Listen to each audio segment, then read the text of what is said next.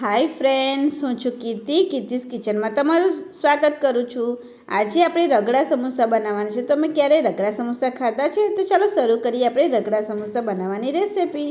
અહીંયા મેં 500 ગ્રામ જેટલો મેંદો છે ને ચાળીને સરસ લઈ લીધો છે। તમારે જેટલા બનાવવા હોય એ તમારે એ પ્રમાણે લઈ લેવાનો। હવે પછી અડધી ચમચી જેટલો મેં અજમો અહીંયાથી હાથથી કસરી લીધો છે। પછી એની અંદર આપણે સ્વાદ અનુસાર મીઠું એડ કરી દેવાનું છે। જેટલું જરૂર મુજબ હોય ને એટલે એ પ્રમાણે આપણે મીઠું અહીંયા એડ કરી દઈશું। હવે એને હાથથી સરસ મજાનું બધું મિક્સ કરી લેવાનું છે અને મિક્સ થઈ જાય પછી આપણે એની અંદર જરૂર મુજબ તેલ એડ કરી દઈશું। અહીંયા મેં 2 થી 3 ચમચી જેટલું તેલ એડ કરી દીધું છે। એનું મોણ સારું હોય ને તો સરસ ક્રિસ્પી અને સરસ બનીને તૈયાર થઈ જાય છે। હવે આ રીતે આપણે બધું જ મિક્સ કરી લેવાનું છે અને તમે જુઓ છો મેં હાથથી બધું મિક્સ કરી લીધું છે। આ રીતે મુઠ્ઠીમાં લોટ આવી જાય ને એટલે આપણું મોણ તૈયાર છે। તમે તેલની જગ્યાએ ઘીનો પણ ઉપયોગ કરી શકો છો। આ રીતે હવે થોડું થોડું પાણી લેતી જઈશ અને એનો સરસ એકદમ કાઠો પણ નહીં અને એકદમ ઢીલો પણ એવો સોફ્ટ ડો બનીને તૈયાર કરી લઈશ। તમે જોઈ શકો છો ને। હવે એને ઢાંકીને 10 મિનિટ માટે થવા દઈશું। હવે 10 મિનિટ થઈ ગઈ છે પછી આપણે એને આ રીતે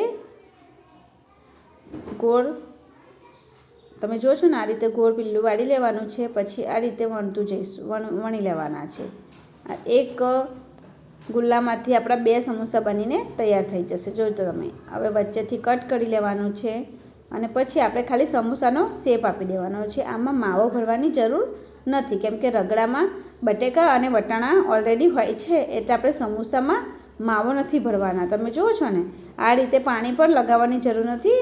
આ રીતે ખાલી તમારે આપણે સમોસાનો ખાલી શેપ આપી દઈશું અને એનું ખાલી પડ જ બનાવવાનું છે। તમારે અંદર માવો ભરવો હોય તો તમે માવો ભરીને આ રીતે સમોસાનો શેપ આપી શકો છો। હવે આપણું તેલ તૈયાર થઈ ગયું છે તો તમે જુઓ છો ને આ રીતે બહુ ગરમે નહીં અને માપનું થવા દેવાનું અને આમાં જેટલા તેલમાં આપણા સમોસા અંદર આવી જાય ને એટલે આપણે એડ કરી દઈશું અને મીડિયમ ટુ લો ગેસ ઉપર છે ને અને સરસ મજાના ક્રિસ્પી આપણે તળી લેવાના છે। અંદરથી છે ને અંદરથી બી એકદમ ક્રિસ્પી થવા જોઈએ ને બહારથી એનો ગુલાબી કલર આવે ને ત્યાં સુધી આપણે તળતા જઈશું। ધીરે ધીરે તળવાના છે ને વાર લાગશે થોડી પણ આપણે ગેસની ફ્લેમ બહુ ફાસ્ટ નથી કરવાની નહીં તો અંદરથી શું થશે પછી અંદરથી કાચા રહેશે ને પોચા પણ થઈ જશે અને ક્રિસ્પી પણ નહીં થાય। એટલા માટે હું આ રીતે તમે જો છો ને કેટલો સરસ।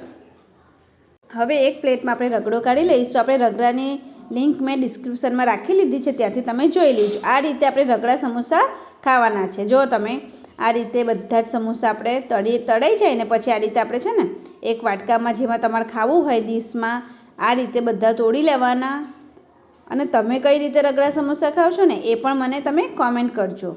પછી એના ઉપર આપણે રગડો એડ કરવાનો છે। તમે જુઓ છો ને કેટલો સરસ રગડો આપણો બનીને તૈયાર થઈ ગયો છે। રગડાની લિંક મેં ડિસ્ક્રિપ્શનમાં આપી છે તો તમે જોઈ લેજો।